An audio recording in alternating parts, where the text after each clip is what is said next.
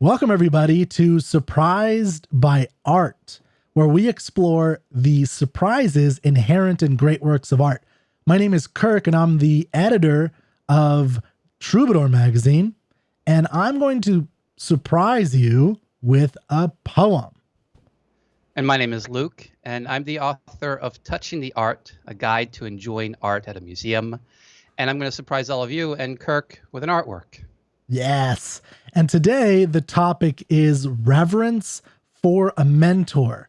Now, just as a reminder, the way this works is you all voted on Surprised by Art group on Facebook for reverence for a mentor. And then we're going to choose a poem and a painting or an artwork to surprise each other and you with, to explore and this topic and these works of art through this lens, and enjoy the process that we have of exploring art with you. And today I'm excited about this topic because it's really made me think about what a mentor really does and why it's important. And, what does it mean to be a mentor, to have reverence for a mentor? Exploring these poems, because I explored a lot. Unlike the other topics we've chosen, I did not have a readily available poem that kind of came to mind. Did that happen for you? Well, I've got to admit that I made a mistake initially when thinking about this topic. I was thinking about the topic being honoring a mentor. And that was what stuck in my mind for a while. And I was thinking about what it means to honor a mentor. And then when I looked back and double checked and saw the topic was reverence for a mentor, that really changed. Yeah. Well, it changed the artwork that I selected, and it changed how I thought about it, because honoring felt like something that was easier for me to think about. Yeah. When do you show appreciation, great appreciation for somebody who's had a great effect in your life, who's guided you in life? Maybe somebody intimately that and you want to offer them appreciation for that. But reverence for a mentor changes the topic for me in that it's not just you're showing appreciation, or deep appreciation, or showing the world that you appreciate them, but it's a religious feeling for the sacredness of the person and this person in your life. And that also kind of changed how I think about my mentors too, because honoring a mentor, I can think of me doing that, and I can think of moments, and I can think of how I want to honor mentors, but reverencing a mentor, that's a little bit different for me. Yeah. And because I've had mentors that have meant a lot to me at a certain point in my life and then grown apart from, or they've done something that made me lose respect for them. I actually had a mentor that years later I found out he was arrested in jail for something pretty serious. And that's not somebody I want to reverence, but I would still honor what it is that he gave to me at that moment in my life. Yeah. So that's interesting to put it that way. And then in the same way, and so if I may continue in this topic, because I think it's a really, really interesting topic. I think a little bit about being a teacher, and Kirk, you have some experience in the classroom too. And I always thought that it's really challenging to be a teacher because the parents often don't know what's going on in the classroom, especially if you're in a brick and mortar classroom. The students or the head of school might not know what's going on. They've got to sometimes check in. And so you're kind of the only one, and the students know. But the students often don't know whether or not they're getting a wonderful education or show appreciation for it, because it can feel just natural to them. And I've been honored by students before, but I wouldn't say that I've been reverenced by students before. And I don't think that that's something that you can really, if you're like a junior high student or a high school student even, get a good sense of until you know how pivotal that person has been in your life, which means living some life to see the effects of what it was that they taught you, that they mentored you through. So made me think of a movie that I cannot remember. I'm trying to think of the name. I can't do it, but it's It's a movie about a teacher he teaches classics at a private school. And, the kids really disliked him. Another one is Captain. Yeah, Dead Poet Society. Well, no, that's Dead Poet Society. This is actually another one. But yeah, that's another one I was thinking about. But this one is like the kids kind of disliked the teacher quite a bit.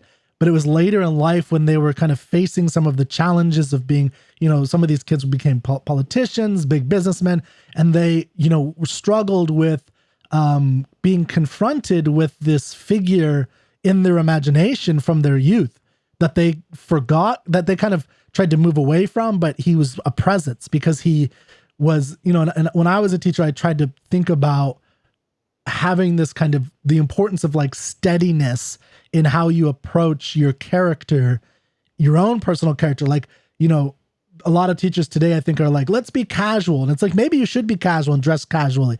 I'm not against that. But, I also think there's something really interesting about the teacher who chooses to be in a suit and tie in today's world and always dresses very immaculately, takes their appearance seriously. When they address students, it's always in a similar manner, because part of it is, when they're addressing the kids of whatever age, that's the figure that's going to stick in their head 30 years later, is this, immaculately dressed person that carried themselves a certain way, spoke a certain way, was fair, but also difficult sometimes in terms of challenging you. And I think there's just like a totality of what a great teacher can be that, I don't think I personally got when I was a kid. I don't remember anybody like that. And, it's just when you were talking about that, it made me think of, what's this movie? I can't remember. I'm gonna have to do it later. It's with a famous actor, and I can't think of, I can picture him, and I can't do it. He was in the movie Life as a House. And we could figure that out later, because I'm going to share this artwork with you. Yeah. Because it's, I think it's the closest. It's a sculpture, and it's the closest one that I've found so far, that I look back at all of my experiences with art and museums, that I thought captured more the slant of reverence for a mentor, rather than honoring a mentor or the value of a mentor. And Kirk, you're talking a little bit about what exactly a mentor is, and I'm wondering if it's informative to distinguish a mentor from a teacher, say. Yeah, I think that's helpful. I mean, I think a teacher can be a mentor. When I actually looked up the definition of mentor, that's just kind of, and it says an experienced and trusted advisor. And I thought that was interesting that it used the word advisor, because there is this, and that's why I think of these teachers, that it's not, the subject they teach is really critical, but it's also, the way that they help inculcate you with good character and the development of good character and being a better person, not necessarily through instruction, although that could be part of it, but also through imitation of them and kind of how that sits in your head. That's one way that I look at a mentor. I mean, there are other ways you could think of a mentor, right? Like a mentor could be somebody at work who literally, helps, takes you under their wing. Like, and I think I like that phrase, takes you under their wing, because in that definition, it feels a little bit shallow, but there are a couple words in it that I like. Trusted. An experienced and trusted advisor. Trusted suggests that you care about what they have to say. And then advisor is a little bit different than teacher. Advisor suggests, okay, they know more about what's going on in your life rather than just teaching you broad subjects. So there's this kind of intimacy that I think I like in that dictionary definition, that is part of being a mentor. And like you said, teacher can be a mentor, but is not necessarily a mentor. So you can have a great teacher, and I have great teachers in my life that I've learned so much from, that, I haven't really had a conversation with before, because I've taken, recorded courses and so forth. Yeah. And so the mentor is somebody who knows you and knows about your life and knows how to shape what it is that's knows how to shape the instruction they're giving to your particular circumstances. So that's interesting. That's really interesting. I'm glad you said that, because we're going to have very different, I think, approaches again. I think this is really cool. I appreciate that. All right. Well, Kirk, are you ready for Yeah, the artwork? Let's do this. I'm excited. So just a heads up. So this is a sculpture, and sculptures are a little bit more challenging than paintings in several ways, but in one particular way that I want to emphasize here. First of all, they're three-dimensional, so you got to see a lot that's going around. But this sculpture is not going to be completely three-dimensional, so you're going to get most everything in the front, so we'll be simple in that way. But the second factor, the main factor I think that's challenging with sculpture is lighting. And different lighting can slightly change the expression of the characters that you're seeing. And since we're talking about nuanced expressions like reverence or gratitude or things like that, then that can come across differently with different lighting. So I've taken a couple of photos of this sculpture myself, but they're not great. So I've gone onto the museum website and looked for, and I'm not completely happy. I was looking for like this perfect photo that captured my memory of it. But with that kind of caveat out of the way, let's go roll with it, see what you see, and then I can maybe later on afterwards share what it is that I remember from the experience. All right, Kirk, you ready? All right, let's do this. Okay, you ready to offer up a quick title? Yeah, I'll do my best. Reverence for a mentor. There you go. I'm just kidding. No, not that. I haven't seen it yet, by the way, so it's still not on the screen. Okay. For those listening. All right. Now, let me bring this up full screen for you, or as big as I can get it. And here it is. All right. And goodness. Ooh, word. So I'm thinking of one word, and it can be very simple. I when you think of quick titles, I just like to, there's a valve or I know what you mean. Open it up in your mind and just let the flood come out. I mean, because the first thing that came is like rest, relaxation. Perfect. Perfect. A moment beautiful, of beautiful. A moment of peace. Beautiful. I love it. And I like that phrase also, first thing that came to mind. So that's your first experience. And then there are things that you saw that suggested that. Rest, relaxation. Awesome. So Kirk, will you share with us what you see happening? And I'll have a close up. Yeah. Yeah. So, I'd probably want to expand on the rest and relaxation because there's two characters in this and one is not exactly resting. But there's a character of a older gentleman who has looks like a blanket, or it could be a what's it called, a toga around his waist, but his torso and arms are all bare. So he's naked from the waist up, and he's got a big, fluffy white wise man beard. And you have this. That's what you're growing, isn't it, Kirk? What's that? That's what you're growing. I have tried to, and I've never been able to get past the homeless man stage. And I just can't, because there is a stage where you look like a homeless man. There's not much you can do about it.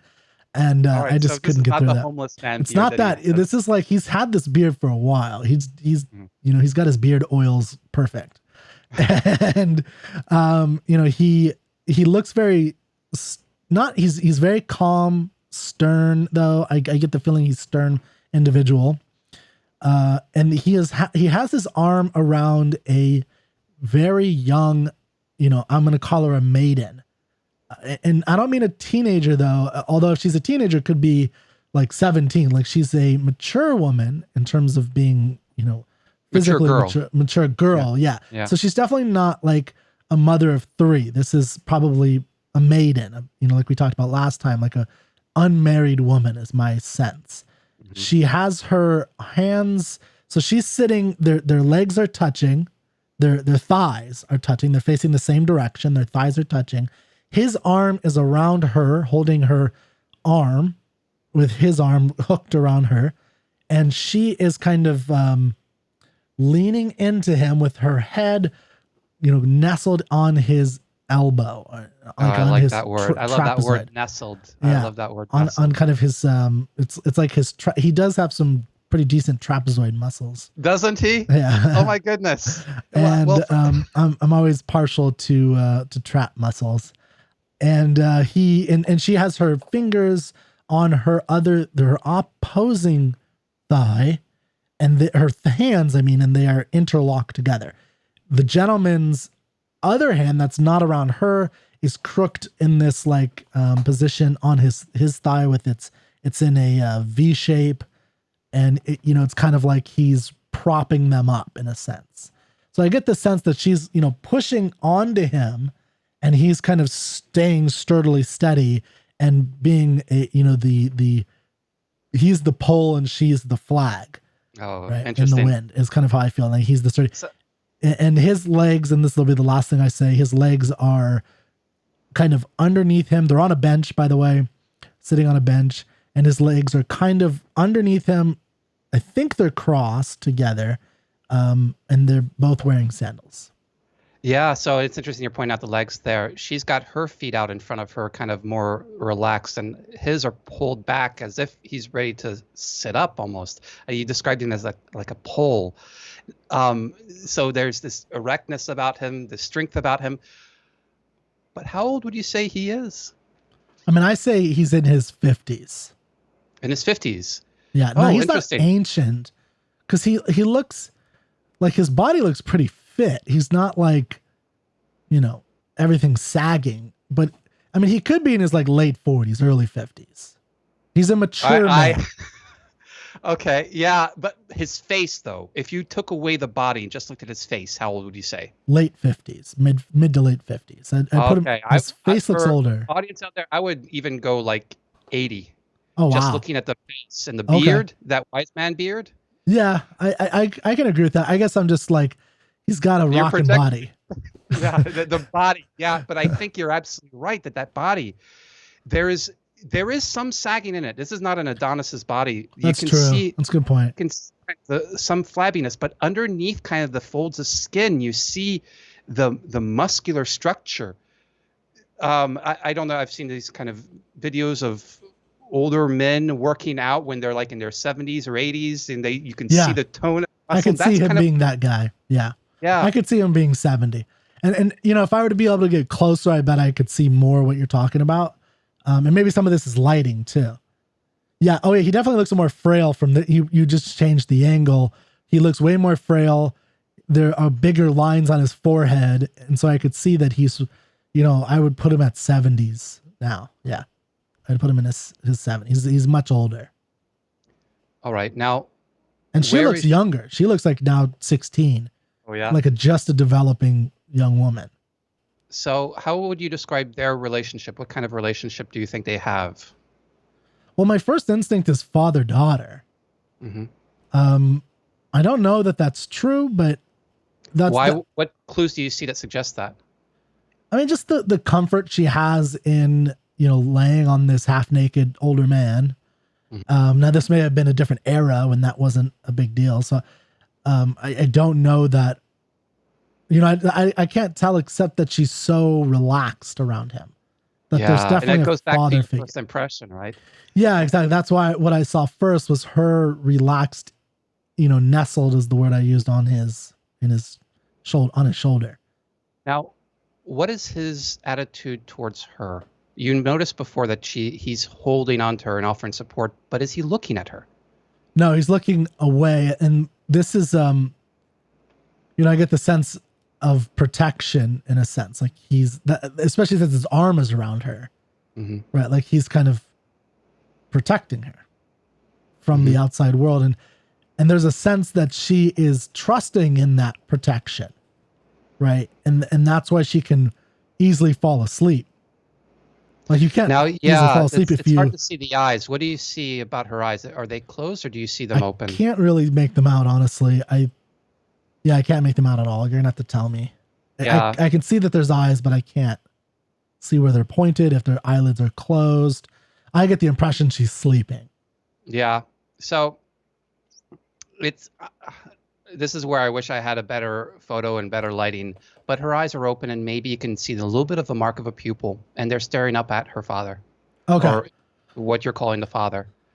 Which is intense admiration. If that's the case, then I get intense admiration. Yeah, the way you say she nestles her head into his trapezoid, into his body, and then looks up at him. So if you're imagining what it is that she might be thinking or saying here, just put general words to what she's feeling. What to quote her?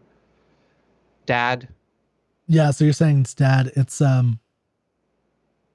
well, the simple one is dad, I love you, or dad, you're the greatest. Dad, you're wonderful. Dad, I appreciate, I feel comfortable here. I thank you for being you. It's the sense of admiration is the word that comes to my mind now. If she's looking at him like that, in that pose with comfort, I mean, it's definitely, my first feeling of father-daughter. Yeah. And it's the special protective relationship that I think, I believe many daughters have of good fathers. Mm-hmm. It's like, it's different than how a boy who kind of has to, because a boy, if it was his son, that would not be a 16, 17-year-old son would not be in that position. I don't think.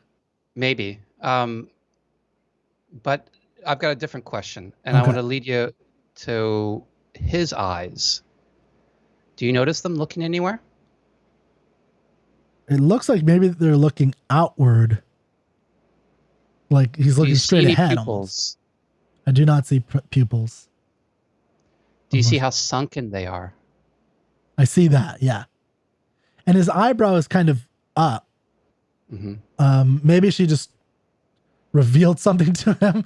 So maybe she just revealed something to him, and he was supportive, but it's still concerning to him. Like, Daddy, I'm pregnant. And he's like, oh, we'll take care of it. Don't worry about it. And he's like, his eyes go up. I don't know.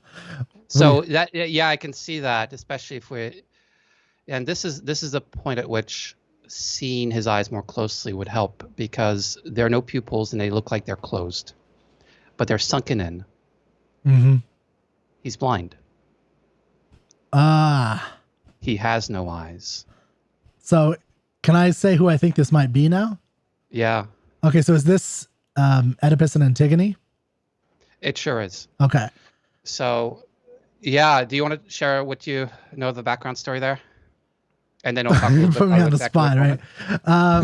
Well, do you remember much? Whatever you remember. I do know, I know enough about Oedipus and his journey where he married. How did his eyes how did he become blind? Yeah, so the essence is he killed his, he had this fate, this myth told about him, and he goes out on a journey. He kills his father, takes over this town, and marries his mother. He doesn't know it's his mother, but he marries his mother, and we could skip all the details.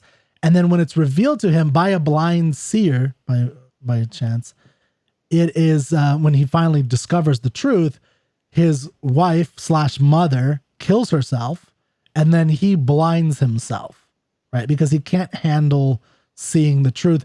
And then he is kicked out of Thebes, which is the city that he took over. And, he wanders around blind. And then some of the other poems drama by Sophocles. May I pause you right there? Yes. May I pause you right there? Because I think the way I like to think of the background story is to go up right to the point at which it's going to touch on the artwork and then not beyond. Because then that forms the setup for what it is that we're experiencing here. And I think you've done a wonderful job of setting up. Yeah, he marries his own mother not knowing it. Then she finds out and she's like, uh-oh, I married my own son. And so I'm going to kill myself. And he blinds himself because not only did he marry his own mother, he killed his own father. And on top of that, he's seen as a source of the plague in Thebes, a plague that was there because of the terrible injustice that he'd done. And you're right, he's kicked out. And he wanders around. And I know the second play is the ostracization of the family, in a sense. And this is Antigone, his daughter, who, goes and still wants to protect and she still loves her father, and he's still a great man to her. Yeah. So he has 2 daughters, one named Ismene, another named Antigone. That's right. So this may not be Antigone. Is it Antigone? And Ismene is too scared to support her dad, really. Okay, that's right. But Antigone walks her father out of Thebes, is the only one to protect him from the taunts, from the anger, and she joins him in exile at Colonus, some place. And that's the name of the play, the second play in the trilogy. So it's Oedipus, Colonus, Antigone. Those are the 3 in the cycle. Sophocles' plays. Yeah, you're right. So would it surprise you to learn that the title of this artwork is Oedipus at Colonus? No, that would not surprise me. Yeah, so this is before the great play Antigone and after the great play. So this is kind of like a lesser known and lesser read play, but it's still critical to this trilogy, right? Yeah, and so what I want to do is I want to put out the play and not think about the play, but think about this particular moment right here, right now. Yeah. What do we see about what do we know about these 2 characters?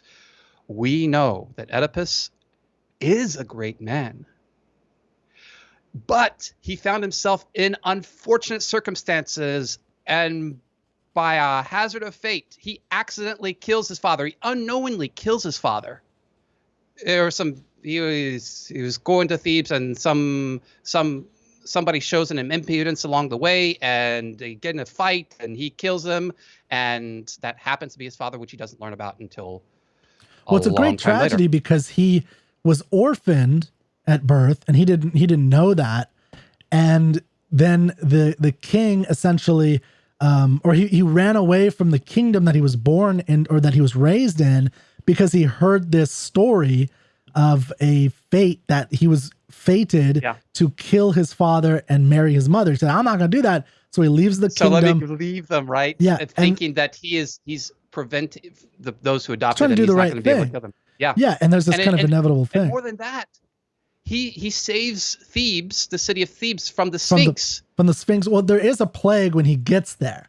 And he stops the plague. And, it's because he defeats the Sphinx, which asks him that epic question, what crawls on 4 legs in the morning, 2 legs in the afternoon, and 3 legs at dusk time.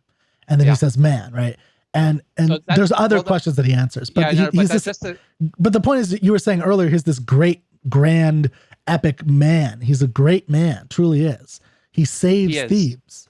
And he's gone through some of the roughest things that a human being can go through. Yeah, to find that out, that discovery of knowledge, right? And then the last thing is to be ostracized by the world. Yeah. And nobody cares about you anymore. Exactly. But there's one person. Antigone, yeah.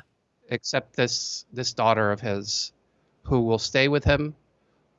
And I think that the look that she has is not just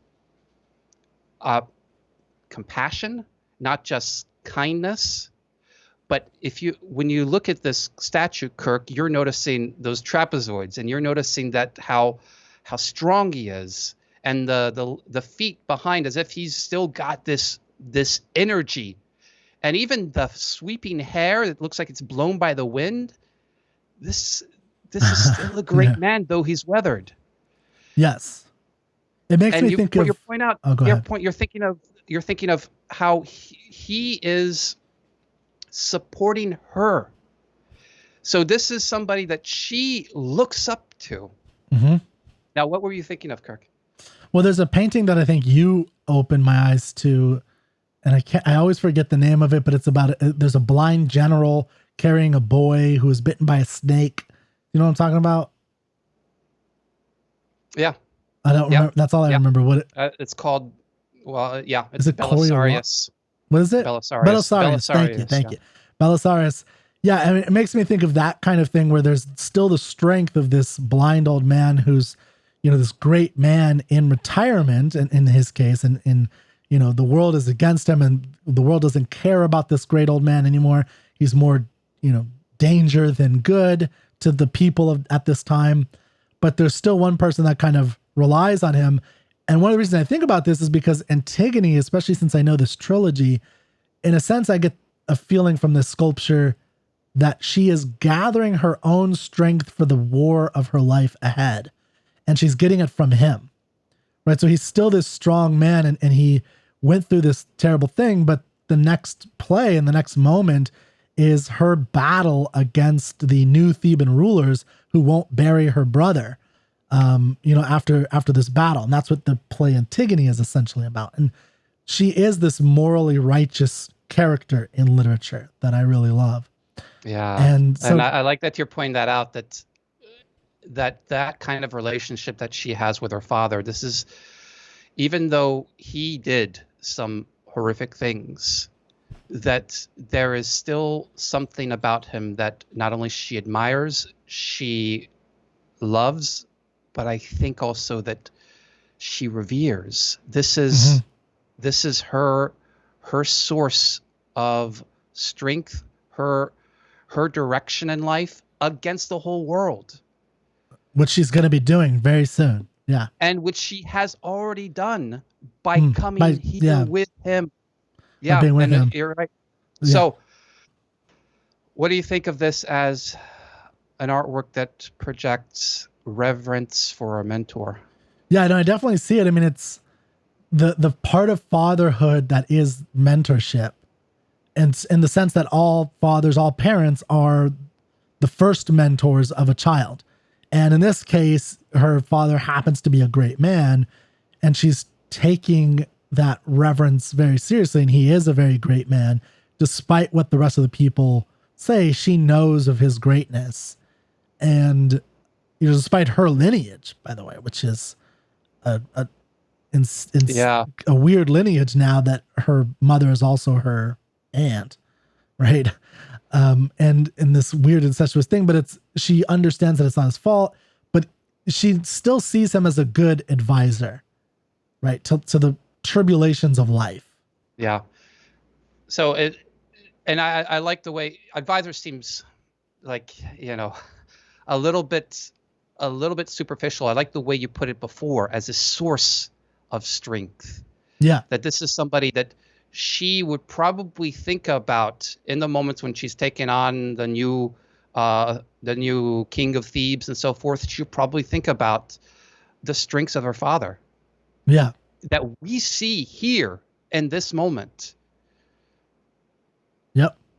Yeah. And I think she gets that strength, the kind of strength that left his home and went traveling through the world by himself with no, just because he wanted to do the right thing and not kill his father. The kind of strength that, when a man challenged him, he, stood up for himself, even though it turned out that man was his father. And he stood up against this horrific monster that killed everything. Yeah. Yeah. So, Kirk, is there anybody in your life that you would look at the way that Antigone is looking at? I'm gonna have to say no. Not no. And that's one of the things that was interesting about this whole reverence for a mentor thing that we can get into a little bit later. But there's definitely people that I've admired. I'd say there's a lot of people that I've admired elements of them.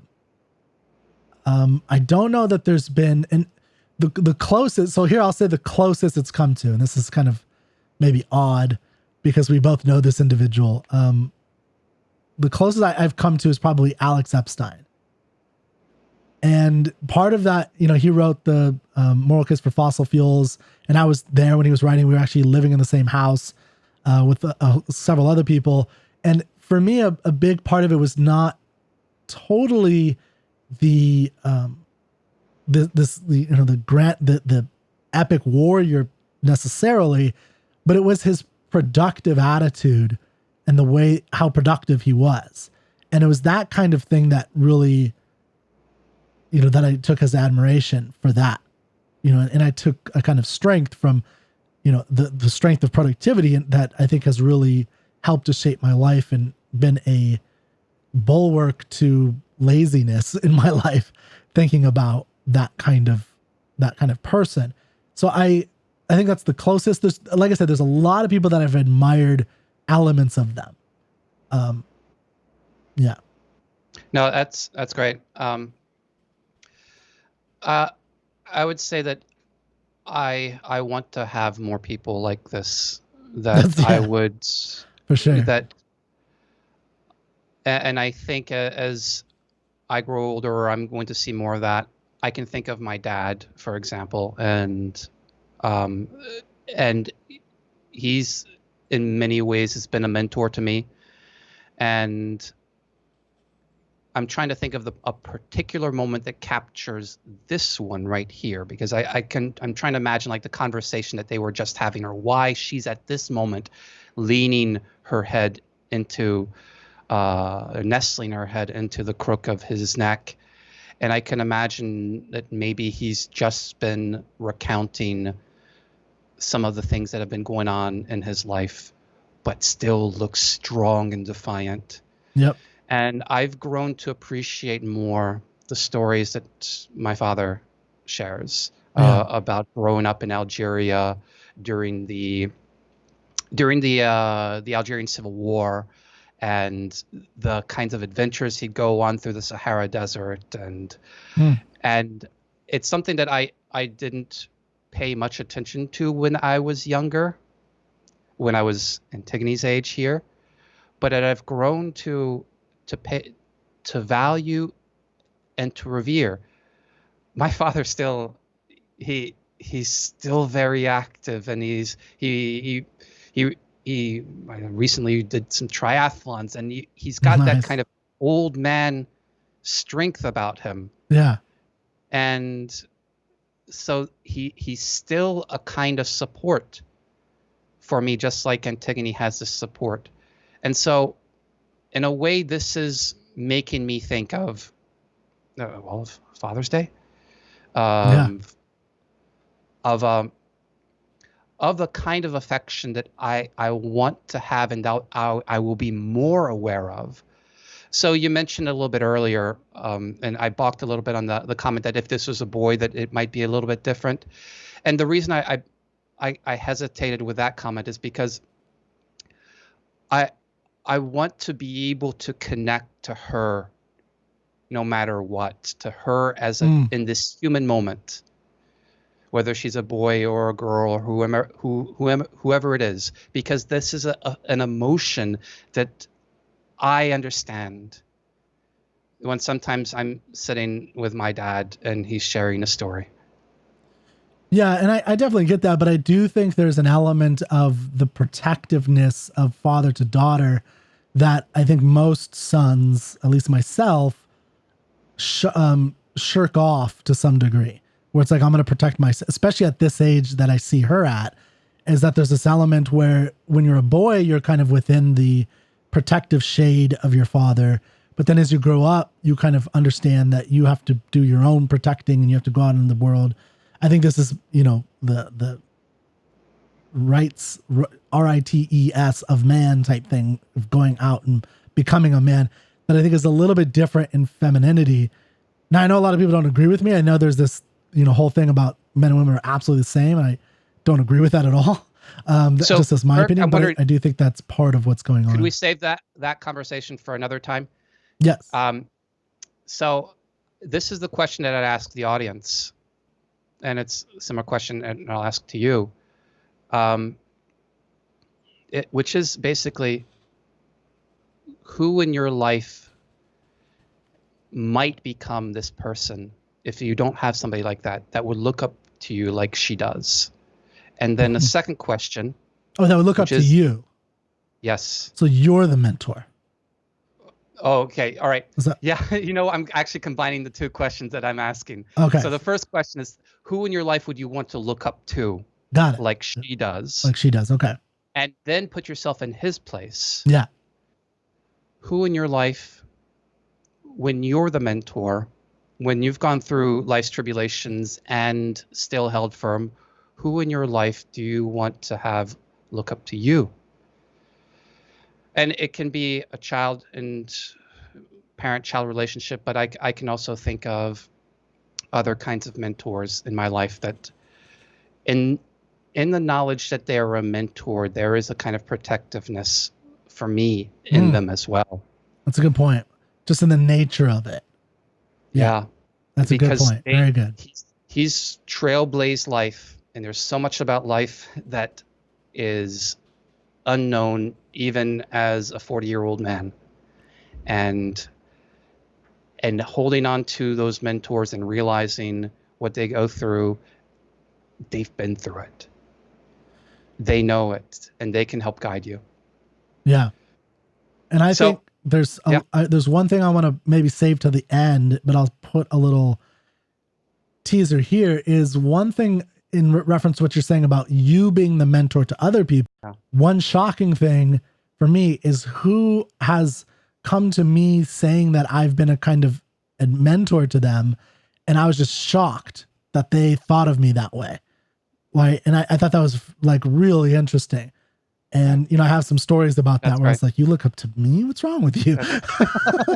No, that's a wonderful experience. Yeah. And it is a weird, like, what? It's like, I don't get it.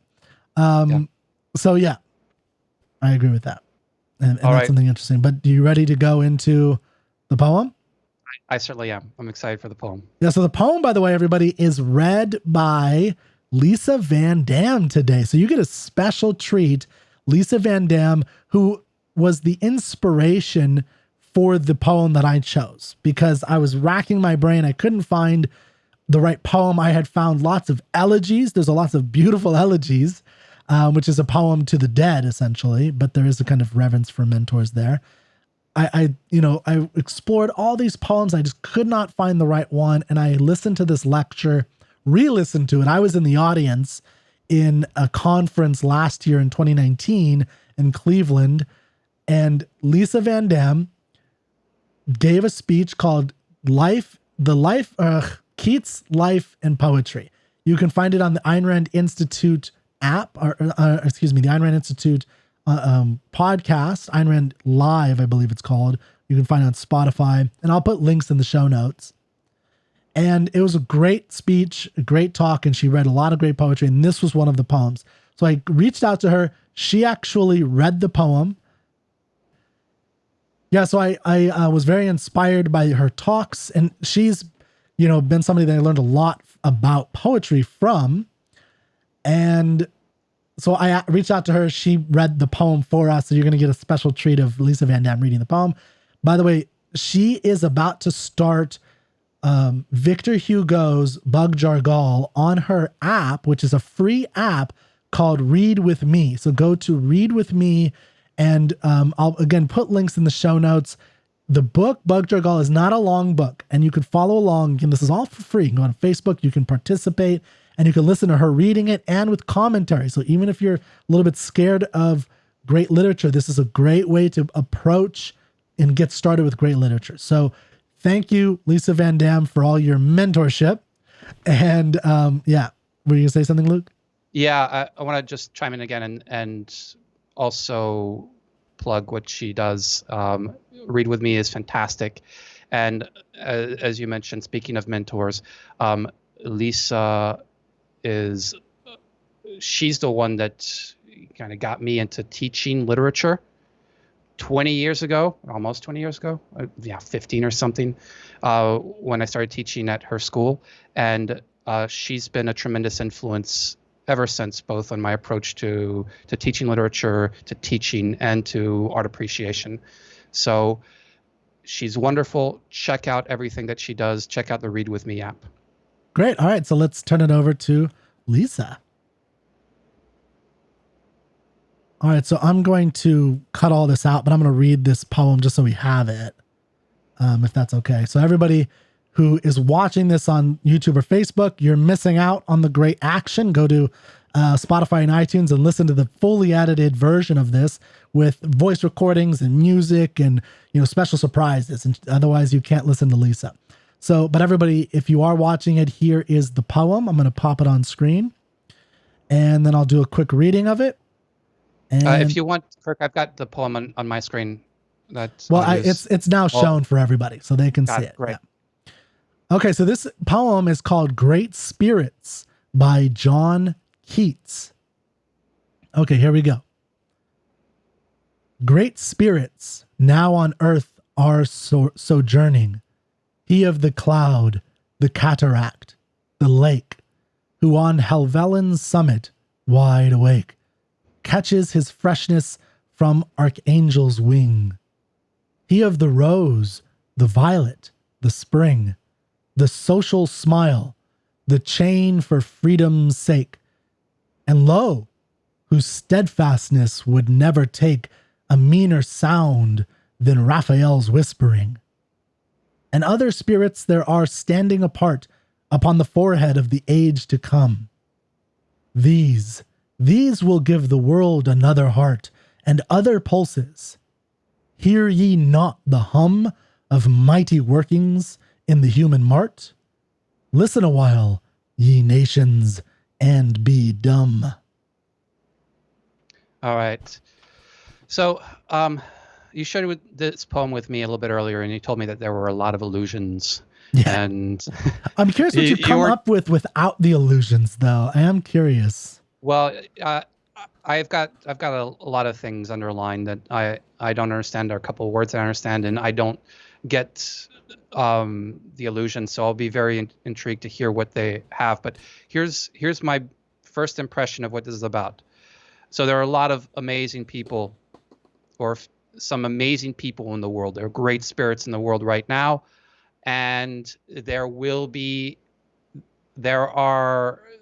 those who are going to come up next, who are going to maybe be inspired by those great people that came before. So 2 generations, one that is here now and one that is coming up, and be excited about this. Yeah. I mean, I think that's a good gist. So So there's how many people do you think he's referring to? When he talks specifically to people. So he's read like that first 3 lines, for instance. Yeah. All right. So great spirits now on earth are sojourning. He of the cloud, the cataract, the lake, who on Helvellyn's summit, wide awake, catches his freshness from archangel's wing. So that's one. And that's this good. person of he of the cloud, the cataract, the lake, and on Helvellyn's summit. So all this is sounding like some mountain climber. Okay. I love it. That's interesting. Yeah. Yeah. Or somebody who loves nature, who's in the clouds, who's in the lakes. Cataracts. I'm not quite sure what that word is. I think it has something to do with that. Helvellyn. I'm curious exactly. Do you want to tell you what a cataract is? Yeah. What's a cataract? So when you Google cataract, the first thing that's going to come up is actually your eyeball, but that's a later terminology. It's actually a large waterfall. I see. Cataract is a waterfall. Yeah. Got it. It's he of the cloud, the cataract, the lake, who on Helvellyn's summit, wide awake, catches his freshness from archangel's wing. So that's one, and then maybe I'll circle back to what it means to capture the freshness of archangel's wing. The second one, I think there's 2. The second one is he of the rose, the violet, the spring, the social smile, the chain for freedom's sake. And then, interestingly, there's a colon there, so it's keeps going. And lo, whose steadfastness would never take a meaner sound than Raphael's whispering. So there are 2 people. The second one looks like they enjoy nature. The first one looks like they enjoy nature. The second one, he of the rose, the violet, the spring, somebody who likes flowers. Yeah. And also the social smile. That's caught me by surprise. The social smile, especially juxtaposed with a chain for freedom's sake. So a freedom fighter who's also loves to have a good time.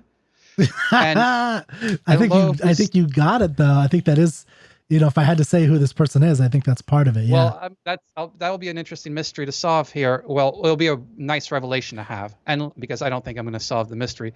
And lo, whose steadfastness would never take a meaner sound than Raphael's whispering. Okay, now there's one word I'd love some help with. Now, before you go into that, can I say that there are 3 references here, not 2 people? There's is there somebody later on in the poem, or just you already covered it? So it's kind of a trick. It's kind of tricky. Do you want me to point it out for you? I won't say who it is. I'll just say where the change happens. Yeah. So it's after that colon, and he says, and lo. And now the exclamation lo is technically look. And that's where it derives from. And so it's kind of like, and look to a sense, but it's like, and lo, right? And the idea is, and lo. And then this is the next person whose steadfastness would never take a meaner sound than Raphael's whispering. That refers to a third party. And I'll just say that. Yeah. Okay. 100%. Because basically it's saying in this person, his steadfastness would never take a more average or less than sound than Raphael's whispering. All right. So okay, so it's Raphael is so you have three different people. I'll just put it there. But what was the word you wanted? And we'll meaner. So, and lo, whose steadfastness would never take a meaner sound than Raphael's whispering. So I take that as less than average, like less than. So there's of course the sense of mean, as in he's a mean person, but I take this to mean a meaner sound than Raphael's whispering, and we know the painter Raphael, who did school. So he's great. Raphael's great, and he's not going to do less than that. So this looks like maybe talking about an artist, but it's not somebody who's an amazing artist, maybe who's as good, at least as good as Raphael. Yeah, at least it's not, because so it's important, I think, that it's not denigrating or downplaying Raphael. It's not saying Raphael's crap. It's saying that it's lifting up this guy to the level of Raphael. Yeah. All right. Okay, so then we've got these three heroes. Yeah. And other spirits there are standing apart. So this is getting into this generation. Yep. And other spirits there are standing apart upon the forehead of the age to come. These will give the world another heart and other pulses. So that's a line I find interesting. So I'm curious about what that's going to mean, but we can circle back to that a little bit later on about another heart and other pulses. Is this are they going to revolutionize? Are they building on? So that's the question I have there. Hear ye not the hum of mighty workings in the human mart? M-A-R-T. So I don't think this is referring to Quickie Mart. Well, actually, what is that word? Actually, maybe. What? what comes to mind? So that's what comes to mind. Okay, the marketplace, the agora. So the community of people. Okay, hear ye not the hum of mighty workings in the human community. Yep. That's how I would put it. The trade center, where we have this epic trading going on of this whole, hear ye not the hum of mighty workings in the human mart. So it's like the totality of this collective of individual souls in the world today. All right, hear ye not the hum of the mighty workings in the human mart. So those souls that are part of this new wave, the spirits upon the forehead of the age to come. And so let's pay attention to this commotion that's going on, this fantastic rumbling in human community. And it's saying, the last line is, listen a while, ye nations, and be dumb. And I'm pretty sure dumb here doesn't mean be stupid, but be silent. Yeah, have you ever heard that term, listen a while, ye nations? I have. I think it's been used in political speeches quite often. The phrase, that line, or that sentence? Yeah. Listen a while, ye nations, and be dumb? Yeah. So is the connotation with dumb here, be silent and kind of also be attentive? Yeah, because it's kind of the idea of shut up and listen, right? It's like you have these three heroes and these spirits that are going to affect the forehead, let's say, of the age to come, the next coming age that we're going to be living in, the future. So their works, the mighty workings, because what's the first line, right? Who is he talking to about? Oh, well, these great spirits that are now sojourning. Sojourning means like that are living today. They're living today, but think about, so yes, they're living today, but think about the connotations of sojourning. So sojourning technically means... Oh, okay. Go to the technical definition. Well, it basically means a temporary stay. Yeah. Right. So life is temporary. They're going to be here for just a little while. But what are they? They're not just, they're great spirits, right? So it's great spirits. So what connotation does spirit have? That they're dead? That there's a kind of, because look at the line freshest from archangel's wings. So there's a sense of these individuals are grander than the physical world. Great spirits, they're now on earth sojourning. These great spirits that kind of last, into this epic world of more than just this temporary stay. Does that make? All right. So I guess you're going for the idea these are really great men. Yeah, but I just like the turn of phrase "great spirits now on earth are sojourning." Just that. Yeah. Let me get back to. Can I play a game here, and Sure. maybe the audience can play along? And I want to try to guess who these three are. Yeah, I didn't want to tell you. So. Yeah. So let me go through again each of these lines, and let me see if I can figure out based on these clues who these spirits might be. Now, I want to ask. This is by John Keats, right? And this is John Keats. Is about around 1800. Yeah, I think this is 1816. 1816. All right. So let me see if I can guess who these are. Who are these three great individuals who are influencing the next generation? So the first one, he of the cloud, the cataract, the lake, who on Helvellyn's summit wide awake catches his freshness from archangel's wing. So I need one bit of help with Helvellyn's summit. It's a mountain in England, and I can tell you more specifically, and it might give it away if I tell you a little bit more specifically. I don't know. No, don't tell me more. Okay, so it's a mountain in England. Of the cloud, the cataract, the lake, who on Helvellyn's summit wide awake catches his freshness from archangel's wing. So then that last line, catches his freshness from archangel's wing. Freshness is a word that I think I need help with there. What does freshness mean?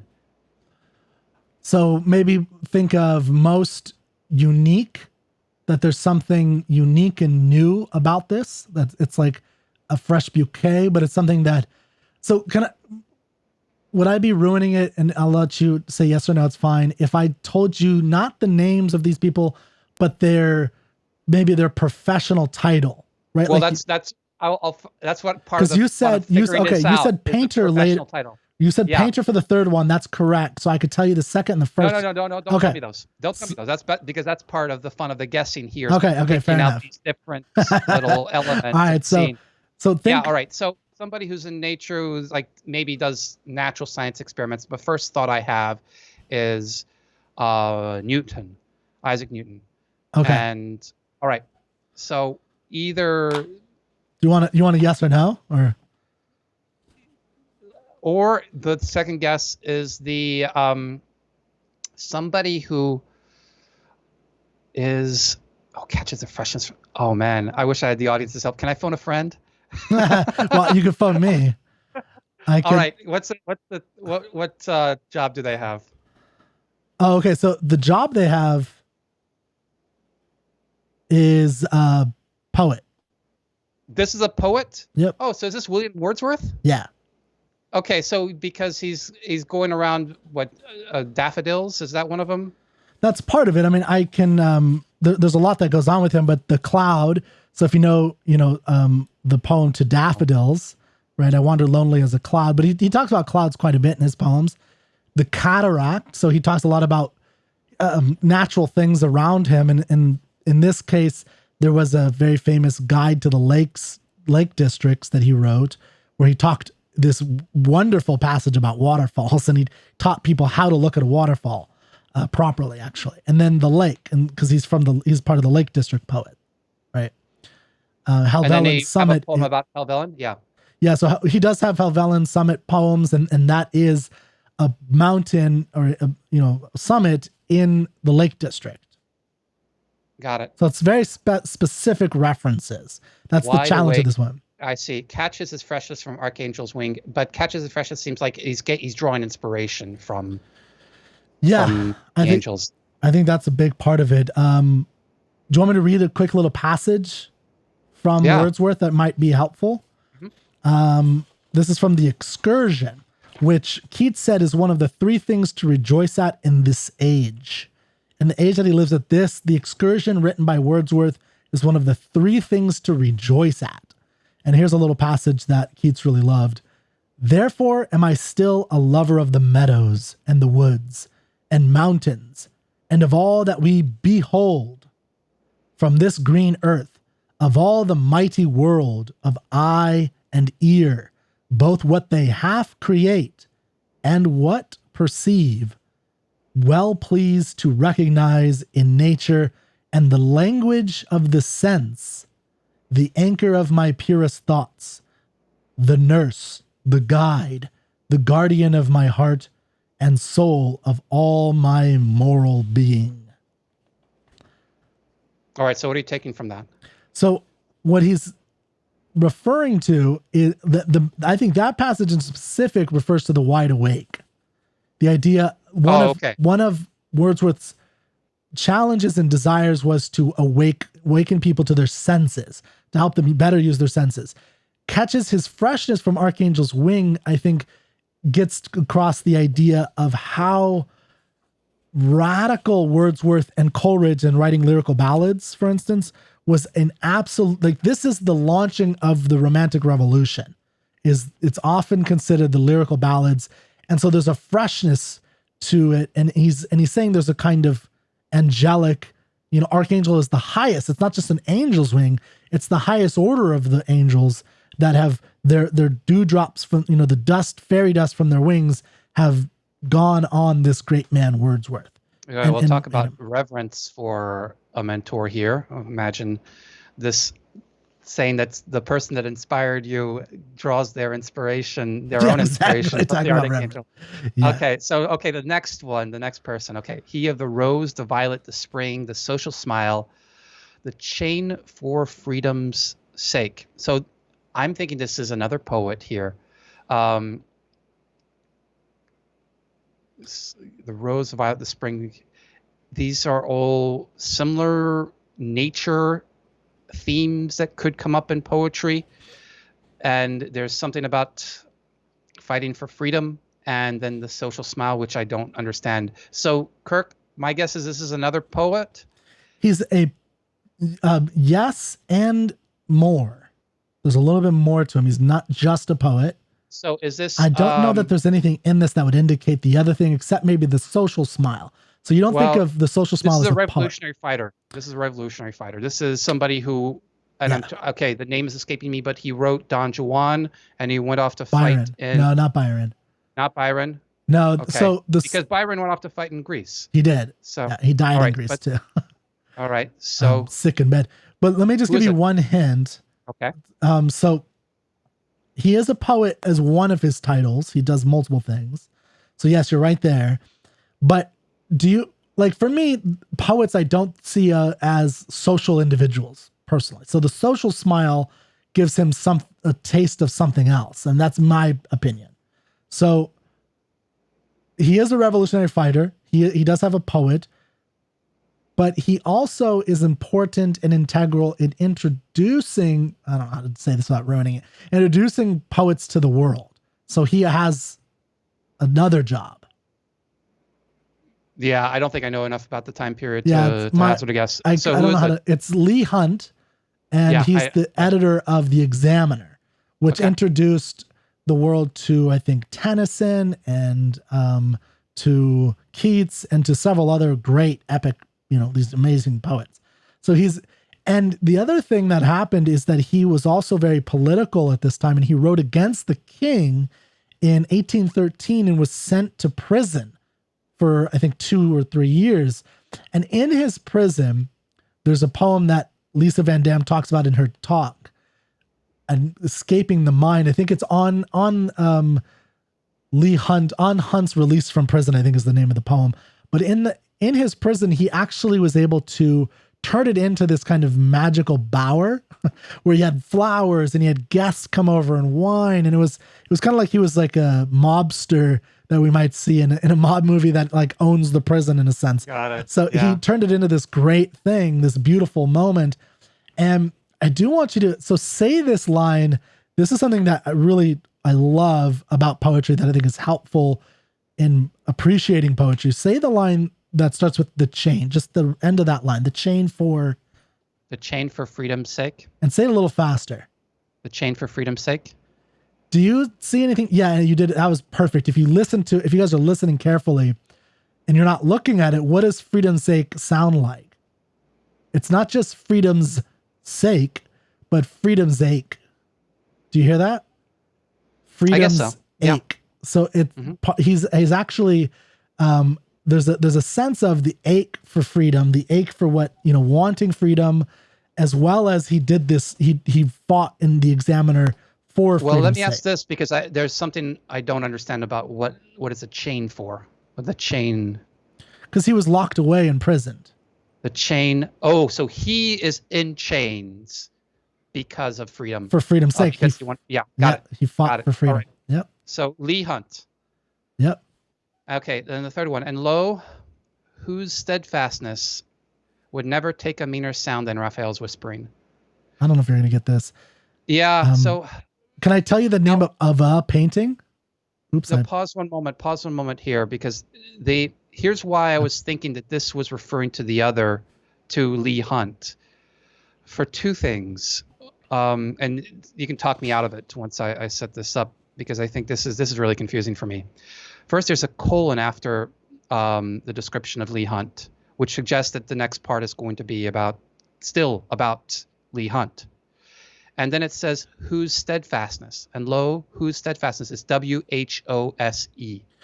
So it's the possessive, I'm looking at that and thinking that's the possessive of Leigh Hunt.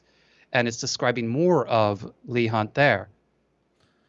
Yeah, but I don't think you can underestimate the power of the M dash, especially in poetry. So, I mean, grammatically, do you know what the M dash signifies in grammar? Inform me. It's basically the interruption of a thought. So you do an M dash because it's like the biggest thing you can do in grammar that interrupts a thought. And this is after an M dash should be a totally different thought from what was happened before. So you're right about the freedom's sake. You have the colon, which is kind of, you would normally in grammar have like a laundry list of things you want afterward related to what you just said. But in this case, it's, for freedom's sake, he moves on to the next line and it says, and lo, and look. It's almost like I was going to continue. He was going to continue about Leigh Hunt, but then he said, oh my gosh, and lo, and look, whose steadfastness would never take a meaner sound than Raphael's whisper. So if you were to complete the sentence, it would be something like, and look, there's somebody else over there whose steadfastness would never take a meaner sound. Okay. All right. Then I was guessing an artist, but... You're right. It is an artist. And I'm thinking, which artist? William Blake? No, I'm going to say no. It's not a poet. Do you want me to... William Blake was an illustrator too. Yeah. Yeah, I know. That's true. He was definitely a great illustrator. But why don't I know. Tell you the title? I'm curious if you know the title of this painting. Yeah. I won't say who it is. I'm just curious. It's called Christ's Entry into Jerusalem. No, not the title. And it's a painting. It's a title of a painting that's probably done a lot. But that's a good point. I didn't think about that. You're right. Yeah. And I just realized that I can share this with the audience, but you can't see it, so I don't know how to get it to you. But you can Google it. The painter is Robert Hayden. Robert Hayden, and it's Christ's Entry into Jerusalem. I'm sharing the image so people can kind of see it now, and or at least see a version of it. It's not perfect, but so this is a painting that Robert Hayden that Keats sat for, and he is actually in this painting, and so is William Wordsworth and a couple of other people. Famous people of this era. There's a Newton in there, and there's a lot of famous people in this era, from around this era. William Wordsworth, if you're looking at the painting, is off to the right side. He's got his hand over his heart and his big old forehead. I think Keats is to the left of him with his finger up, but I could be wrong. I'm not an expert on this painting, so I don't want to get into the painting at all. I didn't find a lot on it. So basically the idea here is Robert Hayden is the one that's being referred to. Yeah. And so these are actually three people that it's interesting. I start off with Isaac Newton. I was thinking of the great sages of the time period, but these are more, these two of them I've never heard of before. Robert Hayden, I've never heard of. Leigh, I've never heard of. Leigh Hunt, I've never heard of. And so these are that indicates perhaps a little bit more intimacy with John Keats, people that he's familiar with. You just said he's part of this painting. Mm-hmm. Okay, so he's looking at the people around him and seeing these great spirits. Yeah, so there is that personal intimacy like you're talking about. Yeah. I do think these figures are probably bigger in their era than they are now. Yeah. So if you're reading this in 1820, it's a big difference than reading it in 2020. Yeah. Where most people probably haven't even heard of William Wordsworth. So most people who, maybe even listening to this podcast wouldn't have heard come of me. on. If they've heard you speak, they've heard of William Wordsworth. And if they've taken any English class before, they've heard of William Wordsworth. I didn't hear about him until several years ago. I never knew about him. But yeah, so anyway, I think there's he's giving it to those, talking about those three great spirits that were a big influence on his life. And, so he of the cloud, the cataract, the lake, and he's giving this specific reference to Wordsworth, to Leigh Hunt, and to Haydn, these three romantic figures of this era, the epic new artists, this new generation of artists. And Keats is a kind of a continuation, because Keats is only 22, I think, at the time he's writing this. Now, he doesn't know he's going to die in 3 years, but he's, in his view, he's kind of the second generation. And we do today, by the way, think of Keats as the second generation of the great English romantics. It's Blake, Coleridge, Wordsworth, Keats, Shelley, Byron, right? And so this is kind of that reverence for the initial three great men. And Leigh Hunt, I didn't put them in the big six, but he's part of that, of course. And then Haydn is the painter that I think is part of that as well. All right, great. And so then the gist of the poem is basically, I want to draw your attention to these three amazing individuals living right now. Yeah. This is not Raphael we're talking about. These are people that are living right now that are amazing. And then they are also going to foster the next generation. So everybody, pay attention. Pay attention. Well, you said it earlier, you wanted to bring it back, is these will give the world another heart and other pulses. And I really like that, because if you... Oh, wait. So I want to make sure I understand the antecedent of these here. Because, all right, so I just want to reread that portion. It begins with, so after he talks about all the three heroes that are in his life that he knows well, and other spirits there are standing apart upon the forehead of the age to come. These will give the world another heart and other pulses. So who's he referring to with these? Is he referring to the three or the next generation? I think it's the three and other spirits. It's those that stand apart upon the forehead of the head. Like it's great spirits. This is an homage to great spirits and those who fall under great spirits. These are three that he's, calling out. Although Raphael is also mentioned. Oh, okay. So this is not, so for my clarity here, and maybe there's a confusion also in the audience here, this is not the next generation. So when he's referring to other spirits, he's referring to, they're not just these three. There are others right now just like them. So it's not, I was imagining before, like here's Isaac Newton and we're building on the shoulders of giants. We're standing, what's that phrase? We're standing on the shoulders of giants. Yeah. This is not that. This is not we're standing on the shoulders of giants. This is, here are three examples of these amazing individuals right here, right now. And there are more of them. And as a group all together, they are bringing another heart and other pulses. They are bringing something new to the world. So everybody pay attention to my friends and those that are like them. Pay attention to this generation. Yes, that's how I would put it.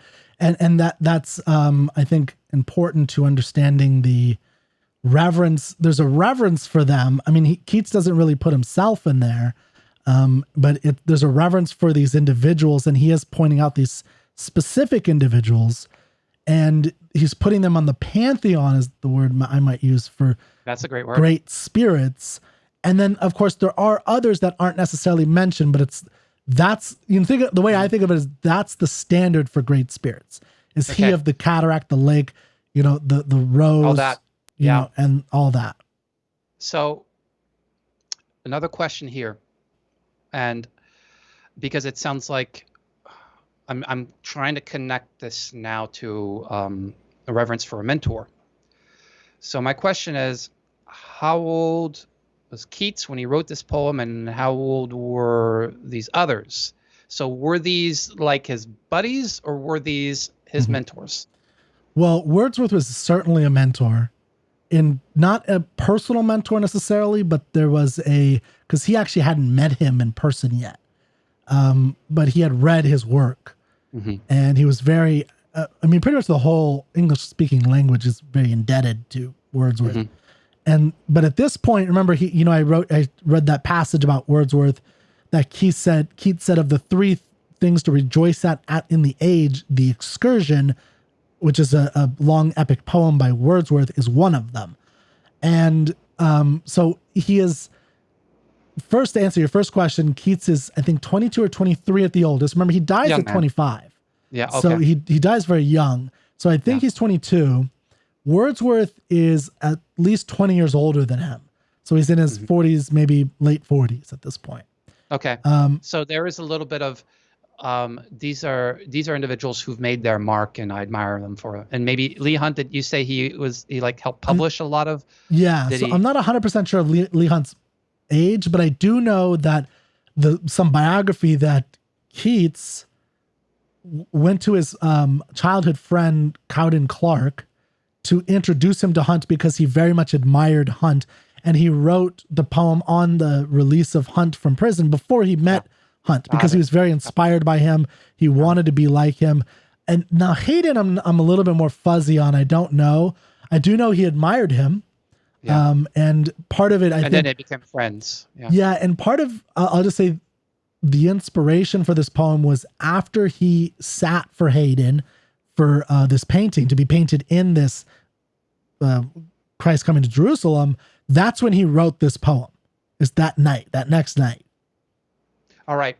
So it's my understanding of the poem has shifted drastically, and therefore my connection of the poem to the topic reverence for a mentor has shifted drastically. Yeah. I'm curious, how do you think of this poem as a manifestation of this topic?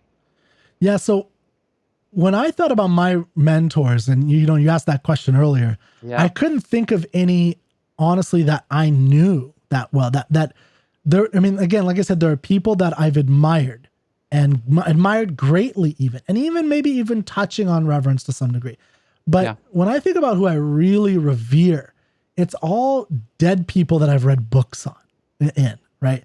Like Napoleon Hill, who wrote Think and Grow Rich. I don't know if you've ever read that. You mentioned it to me once before. Yeah, he has an idea of the invisible cabinet of imaginary advisors. And I took that pretty young and took it seriously, that the chances of me, especially in 2020, and I think there's a weird time that we live in, but getting these great advisors, getting even the kind of feedback that I'd like to become a better writer is not likely. It's not likely I'm going to have a great fiction writer look at my work. It's very unlikely. But what I can do is I can study Victor Hugo, Edgar Allan Poe, Richard Mitchell, who I love, William Wordsworth, Nathaniel Hawthorne, Homer, who's been a big influence. And these are guys that I've taken them. I revere what they've been able to accomplish with the written word. I've studied it over and over again, and it's made a big influence on me. I'd put Leonard Peikoff, Ayn Rand, and then for a very personal reason, one of the only two of these are living people is Leonard Peikoff. And this, so I put this as like, these are people that I revere.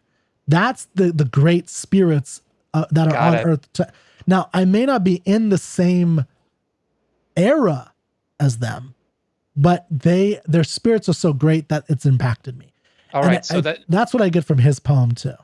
Well, okay. So this is interesting, because what you're describing as what you can reverence are not mentors. They're these teachers that you've had, but you revere them.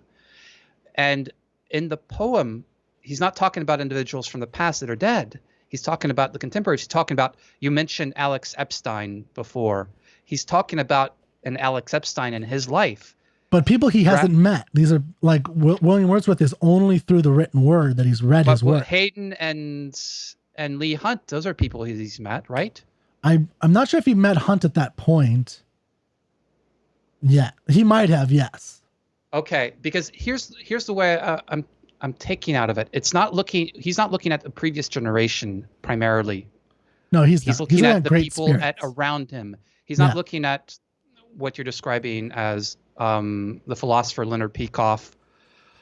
He's looking at the Alex Epstein connection in his world. It's contemporary to him, but maybe has some accomplishments that you look up to and that you admire, and that maybe you've had a little bit of a relationship with, that has helped you in your work and has inspired you in your work. Yes. But I don't, the problem is I don't know that we have people like this in our era that merit the kind of what he's referring to in the great spirits sojourning on earth. May I raise my hand here and say, I do? Okay. Yeah, you can. That's fine. My dad. Okay. And that's fine. And I would say, so just that statement, there aren't any people like that. I think that a mentor is more than just can be more than just a grand intellectual mentor, but somebody's very personal who's helping you along the path of life. But that's why I chose this poem, because I think it touches a higher element of that. Because it's these will give the world another heart and other pulses. And he's saying, shut up and listen to these people. So like, I love, like, so when I think of this poem, this is what I think of.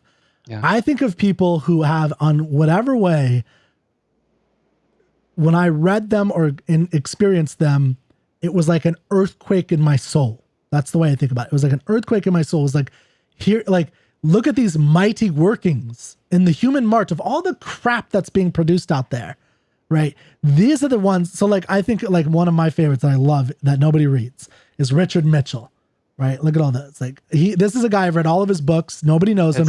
What is it called? Less Than Words Can Say. And the underground grammarian. He's a literature guy. He's from the 70s and 80s. So he's somewhat contemporary, but he was all about education and the proper education versus schooling and but every sentence was earth shattering in terms of how profound and interesting and shaping of the entirety of the world.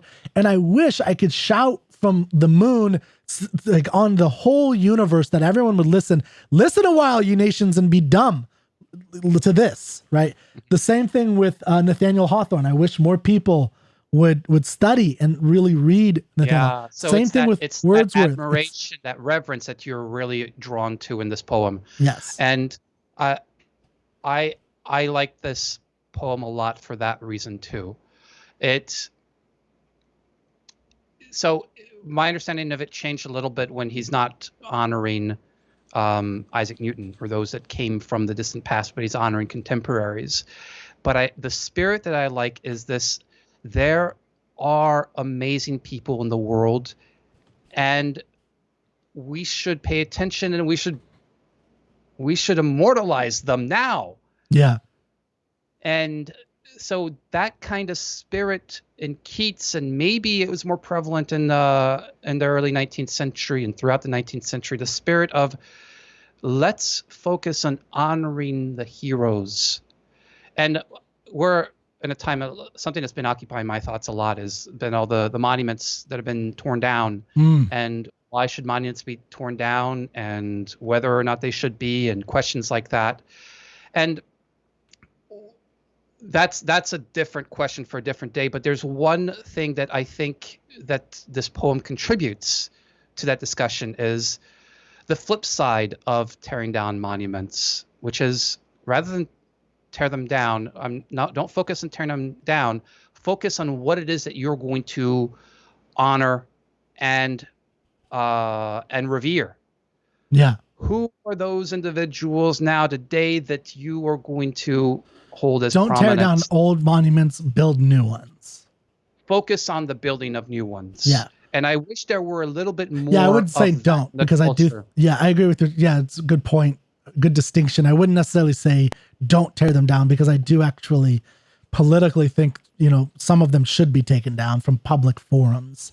But yeah, so that's a personal opinion, and people can have difference of opinion. But I like your emphasis on, it's not about focusing on the tearing down or not, but about on building new ones. And who are you going to revere? Who goes into your pantheon?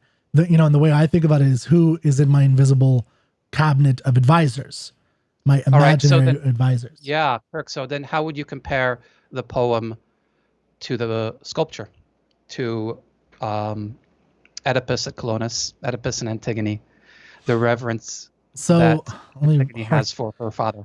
let me harken back. So I think there is a similarity in that, it's, when I hear Keats say great spirits on earth, there's a feeling of the call to the muses gathering strength. So all great epics begin with this kind of call to the epics, like, Homer in the Odyssey and the Iliad, it's, sing to me, O muses, of the man of twists and turns for Odysseus, or the man of I can't remember what he says for Achilles for the Iliad, but it's this kind of sing to me, it's kind of give me strength so I can tell this epic story. And I think there's something in Keats that is saying, he reveres these individuals, but it's also like a call for him. It's also that strength, gaining strength, which I think is in the sculpture, where it's kind of like it's kind of like, Zeus, come down and give me strength. Like, Oedipus, father, give me some strength. I need to rely on your strength for this moment. Let me be enshrouded by the essence of your character and the epicness of your being, so that I can move forward in the world and do good things too.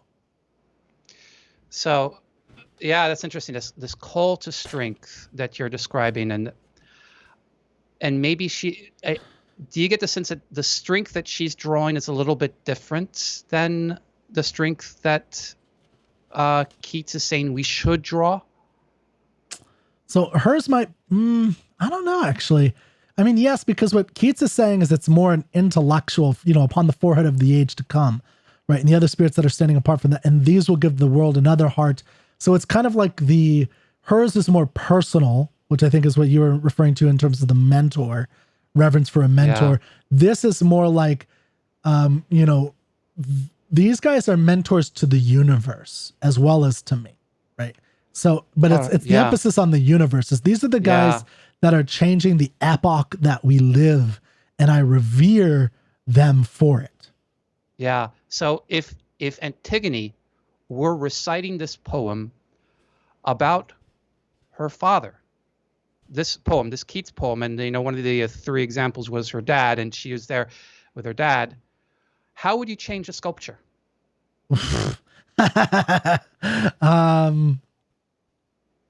God, man, that is a good question. I don't know.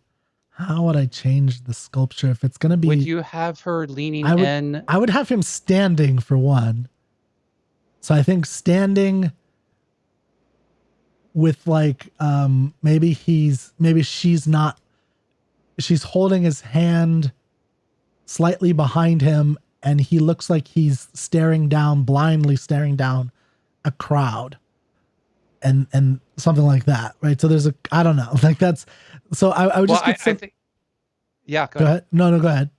Well, I like the way that you're thinking, that they're standing and there's a crowd there, because I think that captures a little bit more of that distinction you're making between this is a personal moment rather than a universal moment. Yeah. And because the narrator, the Keats in this poem is Antigone in the sculpture.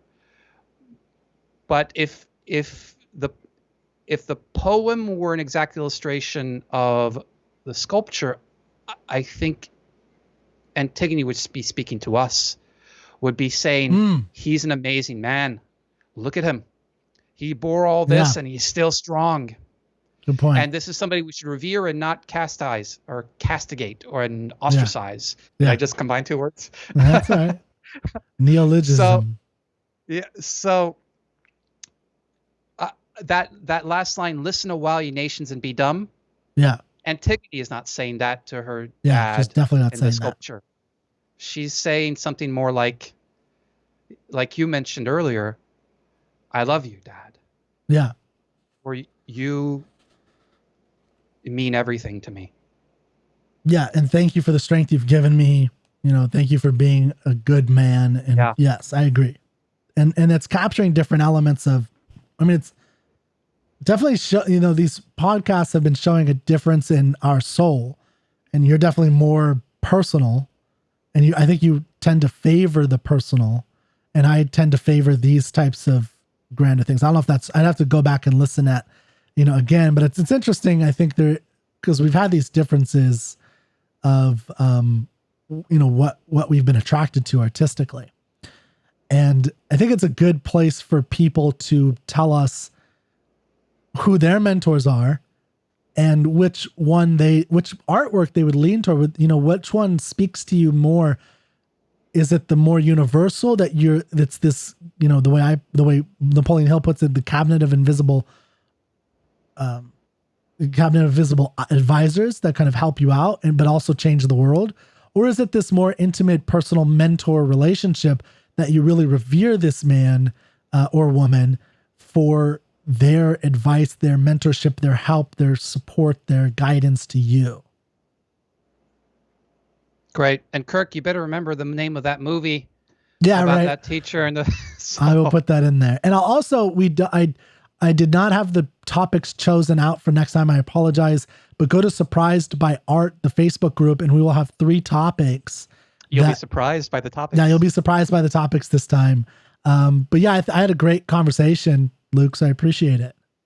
Thank you very much, Kirk.